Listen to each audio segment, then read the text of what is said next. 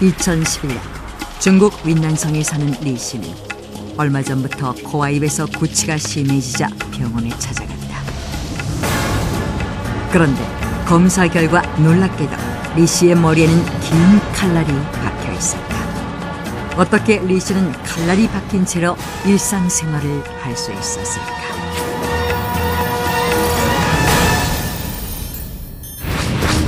(2004년) 리 씨는 강도가 휘두르는 칼에 머리를 다치는 사고를 당한다. 그런데 당시 의사는 칼자루만을 제거하고 뇌 안에는 칼날을 남겨두는 실수를 저지르고 말았다.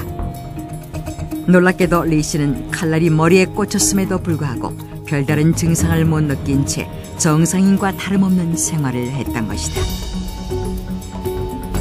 7년 후 리 씨의 뇌에서 꺼낸 칼날은 무려 길이가 10cm, 폭이 1.8cm였다.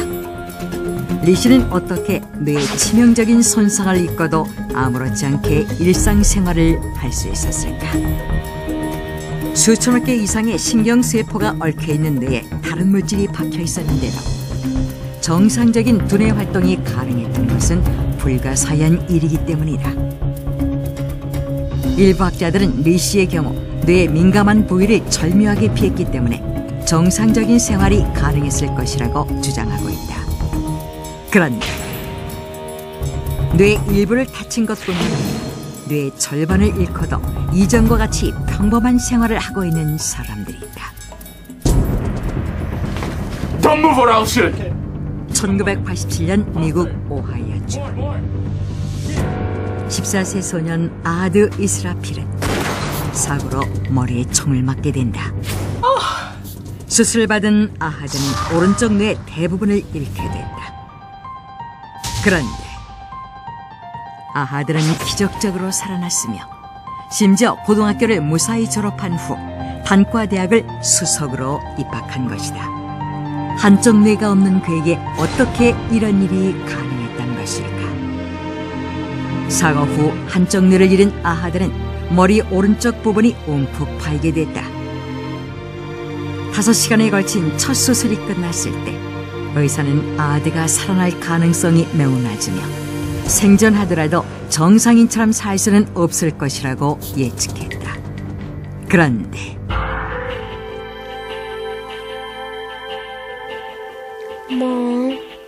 의료진의 예상과 달리 아하드는 첫 수술이 끝난 지 얼마 후 말을 했으며 일부 감각기관이 온전치 않아 휠체어를 타게 됐지만 평소와 다름없이 행동했던 것이다.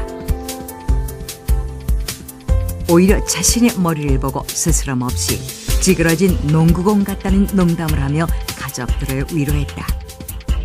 한쪽 뇌가 없는데도 또래 아이들과 다름없이 말을 하고 생각했던 것이다. 의료진은 아하드의 오른쪽 뇌 기능을 재생하기 위한 수술들을 시도했지만 결국 아하드의 외형만이라도 바꾸기로 결정했다. 딱딱한 실리콘을 머리에 이식하기로 한 것이다. 다행히 수술은 성공적으로 끝났고 아하드의 머리는 외형상 아무런 이상이 없는 것처럼 보이게 됐다.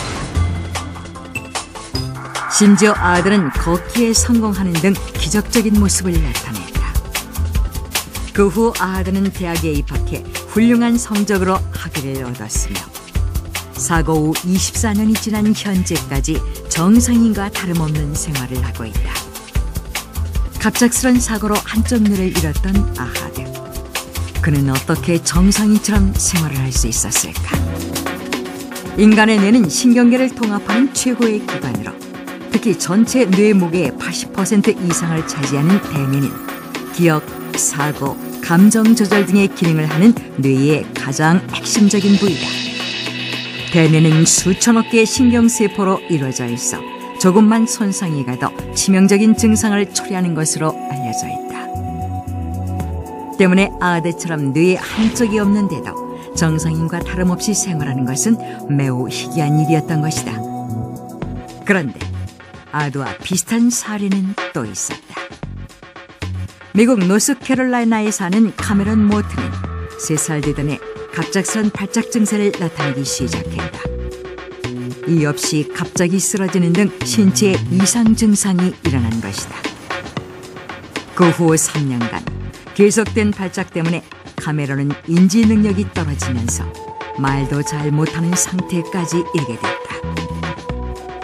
수십 차례에 걸친 뇌 검사 결과 카메론은 뇌가 파괴되는 희귀병을 앓고 있음이 밝혀졌는데, 라스무센 뇌염이라 불리는 이 병은 뇌가 바이러스에 감염되는 질환으로 대개 4살에서 9살 아이에게 발병하며 신체 일부의 마비와 지능 저하를 동반하게 되는 난치병이다.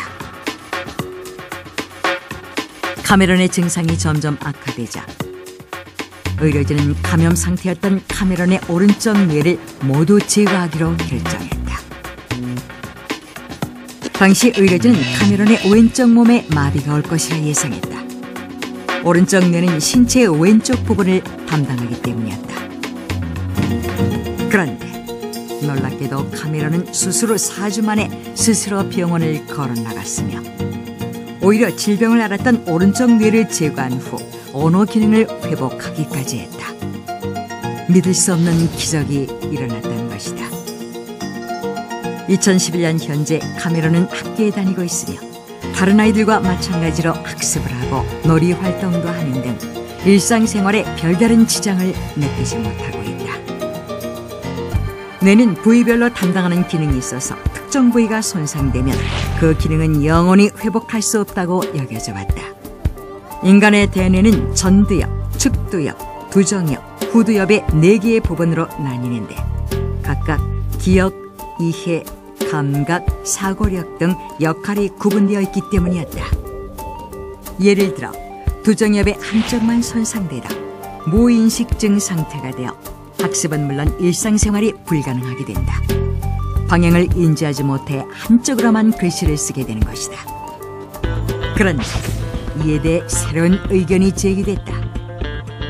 뇌의 구조가 비정상적이더라도 손상된 부위를 다른 부위가 대신 수행하기 때문에 정상인과 다름없이 생활할 수 있다는 것이다. 뇌가 완전히 없는 것은 아니기 때문이다. 뇌가 아예 없는 경우는 선천적인 기형인 문해증으로 구분된다. 문해증은 대뇌가 없거나 흔적으로 남아있으며 대뇌를 덮는 두개골 역시 없는 것이 특징이다. 문해증 환자는 보통 출생 후 몇 시간에서 며칠 내에 사망하게 된다. 즉, 문해증 환자의 경우처럼 대뇌가 완전히 없는 상태가 아니라면 극히 일부라도 뇌가 남아있을 경우 완벽하진 않더라도 일상생활은 가능할 수 있다는 것이다.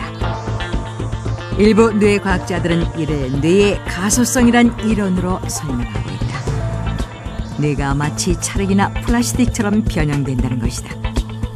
뇌가 서서히 제 기능을 회복해 나가거나 손상된 부위를 다른 부위가 대체하면서 역할을 대신하는 것이라고 한다.